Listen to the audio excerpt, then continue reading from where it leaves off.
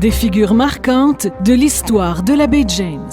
Une série de capsules historiques réalisées par la Société d'histoire régionale de Chibougamau. Scotty Stevenson, pilote et entrepreneur.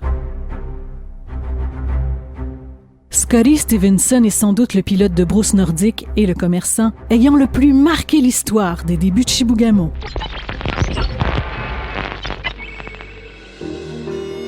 Né en Écosse en 1912, il arrive au Québec en 1927. Il débute sa carrière aérienne pour le compte de la Compagnie de la baie d'Hudson, où il passa plusieurs années à servir dans plusieurs postes isolés du Nord. Durant la Seconde Guerre mondiale, il est pilote de chasse, où il se distingua au combat. Après la démobilisation, il revient au Québec pour se replonger dans les grandes étendues sauvages de Chibougamau et du nord du Québec. Travaillant et très résilient, il est prêt à exercer tous les métiers de la brousse. Au cours de sa vie, Scotty passa de pilote, prospecteur passionné, à commerçant expérimenté.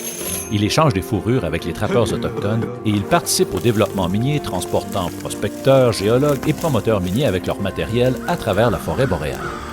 Dans L'appel du Chibougamau, on dit qu'il avait l'avantage de posséder son propre avion, ce qui lui permettait de bondir hors de la forêt et d'y rentrer à volonté. Durant les mois d'hiver, il remplaçait ses flotteurs par des skis et volait par toute la contrée du Nord. Scotty Stevenson est passé à la légende pour ses atterrissages sur la 3e rue à Chibougamau. Il attire même l'attention du Time Magazine qui y consacre un article. Au cours des années 1950, il ouvrit le premier magasin général de Chibougamau, le minuscule Northeast Trader. Dans le magasin de Scotty, il y avait tout juste place pour 3 clients à la fois. N'empêche qu'il vendait tout, à partir de bibelots jusqu'à des raquettes, du homard en conserve et des condiments épicés provenant des Indes.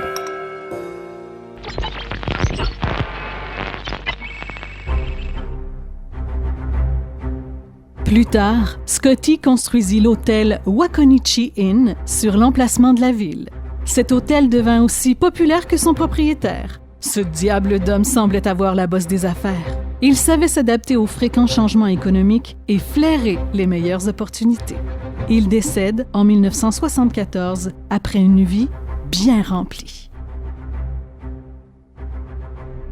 Cette capsule historique a été réalisée par la Société d'histoire régionale de Chibougamau en partenariat avec l'administration régionale baie James, le ministère des Affaires municipales et de l'Habitation et le ministère de la Culture et des Communications du Québec.